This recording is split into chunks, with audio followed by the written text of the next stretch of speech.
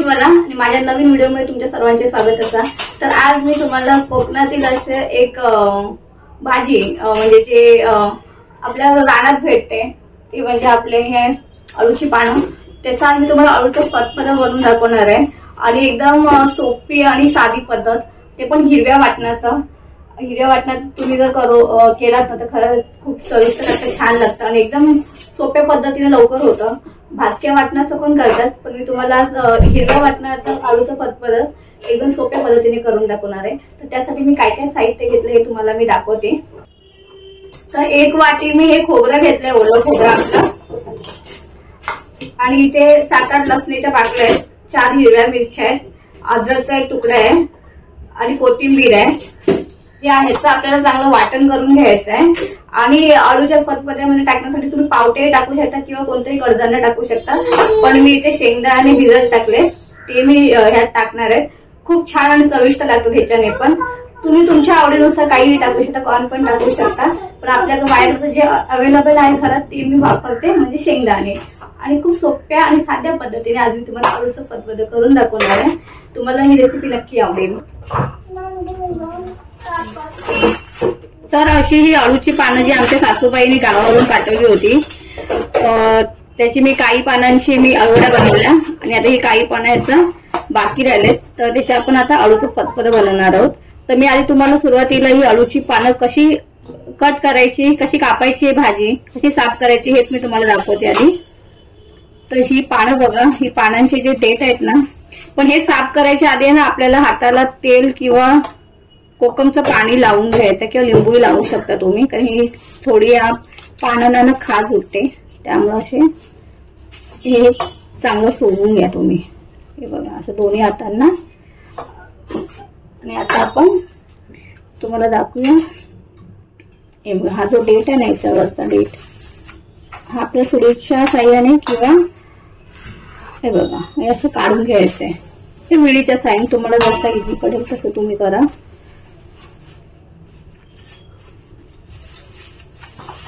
सगळ्या पानांची आपल्याला डेट असे कापून घ्यायचे। तसंच आपल्याला ह्याचंही करायचं आहे। हा जो मेन जो डेट आहे ना, हा हे बघा असं कापलात ना की बघा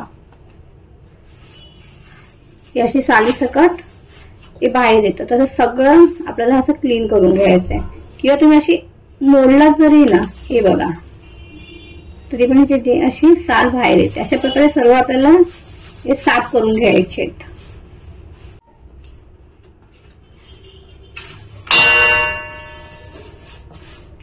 हे बघा नंतर मग असे सगळे साफ वगैरे करून झाले ना की आपल्याला बारीक करून हे कुकरला लावायचे आहेत। जास्त काही हार्ड नाही, सोपं आहे। हे बघा, हे बघा ही अशी सालं मग असं दिसतं, ते म्हणजे बारीक करायचे आपल्याला। सर्व आपण हे बारीक करून घेऊया। आता तुम्ही बघू शकता आपली ही सगळी पानं आणि आपले डेट सगळे साफ करून झालेत चांगले। एवढी अशी घाण निघाली, असे सगळे दोरे बघा आपण काढले, एवढी अशी घाण जमा झाली। आता आपण ही पानं आहेत ना सगळे एकसारखे लाईनीत बघा अशी करून घेतले। आता थोडी थोडी करून आहे ना आपण ह्यात असे हे टाकायचे आणि असे गुंडाळून त्याला असे करून आपल्याला चिरून घ्यायचे, का म्हणजे कापून घ्यायचे, म्हणजे एकसारखे ते कापले जातील। आता हे बघा, हे बघा बरोबर, हे आता असे आपल्याला असे करून बारीक असे कापून घ्यायचे। हे बघा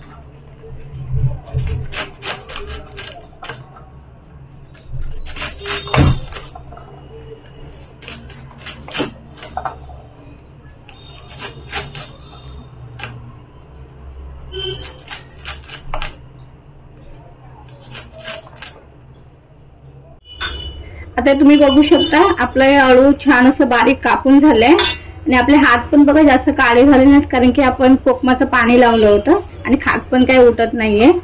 आता आपण हे अळू आहे ना आपल्याला कुकरात शिजवून घ्यायचंय, त्यामध्ये आपल्याला आपल्या आवडीनुसार काही कडधान्य असो, शेंगदाणे किंवा चण्याची डाळ, काही तुम्हाला जे आवडेल, घरचे जे आवडीने खातील ते तुम्हाला टाकून हे चांगलं कुकरला 4 ते 5 शिट्टीमध्ये आपल्याला लावून घ्यायचंय सर्व. ठीक आहे. आपण हे अशी कुकरात टाकले आहे. हे बघा,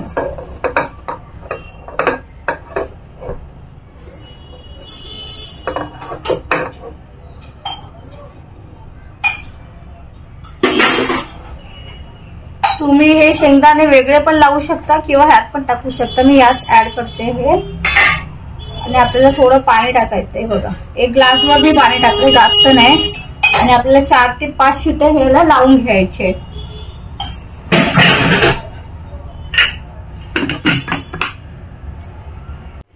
आणि जोपर्यंत आपली कुकर होते तोपर्यंत आपण हे हिरवं वाटण वाटून घेऊया. या मिरच्या अशा बारीक करून टाकायच्यात आपल्याला.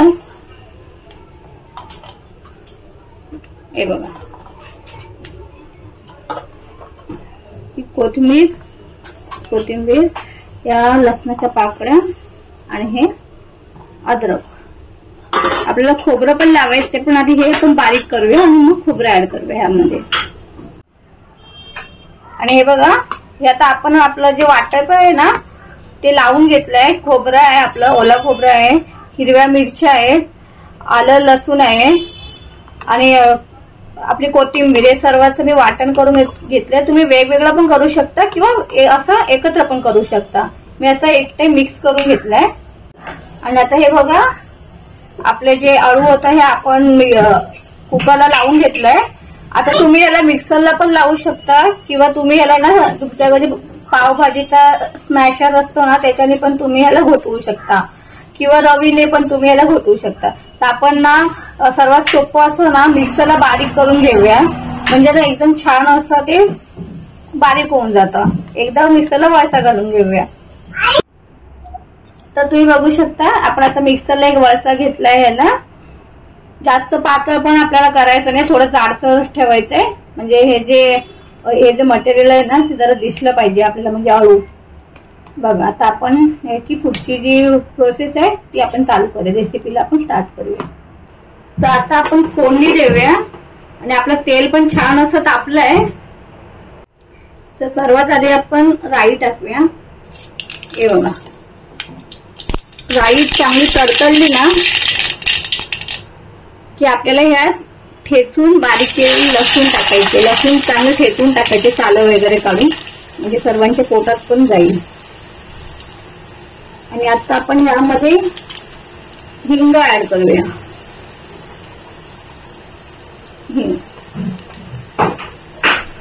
आपली लसूण आता खरपूस झाली थोडी. आता आपण यात मसाले ऍड करूया. आपले हळद टाकूया, लाल तिखट मालवणी मसाला आपला, गरम मसाला, हे छान मिक्स करूया.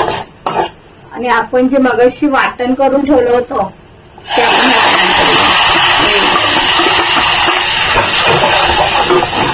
छान घेऊन घेऊया. आपण छान असं मस्त फोडणीचा वास छान आले. आता वाटण मिक्स केलंय ना, मस्त मसाल्यांचा सुगंध आलाय. बघा, मसाले आपले चांगले मिक्स झाले.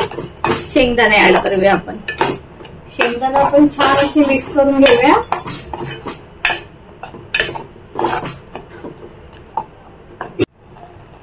आता आपण ह्यामध्ये ना आपलं अळू ऍड करूया.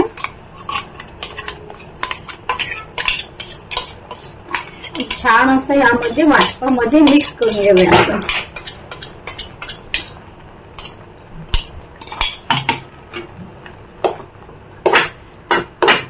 आता ह्यात आपल्याला पाणी ऍड करायचंय. म्हणजे जसं जास्त आपल्याला घट्ट पण नाही ठेवायचंय किंवा जास्त पातळ पण नाही ठेवायचंय. म्हणजे भाताबरोबर किंवा भाकरी बरोबर, चपाती बरोबर खाता येईल ना एवढं थोडं आपल्याला, थोडं जास्त पण नाही, थोडं घट्टसर ठेवायचं. आता आपण यात पाणी थोडं ऍड करूया. जे मिक्सरचं भांडच मी धुवून घेतलंय थोडं. बस चांगलं मिक्स करून घेऊया। यात आता आपल्याला मीठ आणि आपले कोकम ऍड करायचे, बघू शकता छान दिसतंय आणि चवीला पण खूप छान लागतं। आता आपण यात कोकम टाकूया, जास्त नाही 300 कोकम टाकलेत मी, आणि चवीनुसार आपण यात मीठ टाकूया। आणि मिक्सरला लावल्यामुळे ना बघा कसं दाटसरपणा आलाय, अजून आपलं अळू शिजायचंय चांगलं। आता याला आपण झाकून ठेवूया आणि 5 ते 10 मिनिटं चांगलं एक उकडी काढून घेऊया।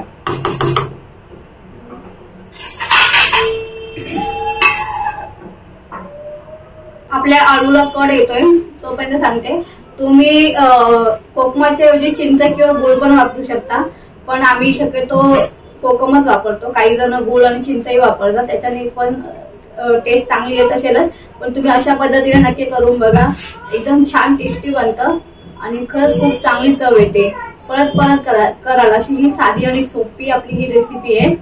आता इथं आपण चेक करून बघूया की आपले सगळे मसाले, म्हणजे खास करून आपल्या हिरव्या मिरच्या ज्या टाकल्या त्याच्यामध्ये ती जास्त टाकायची। हिरव्या मिरच्या, अद्रक, लसूण याचं प्रमाण जर जास्त असेल ना त्याची चव आहे ना काही वेगळीच येते।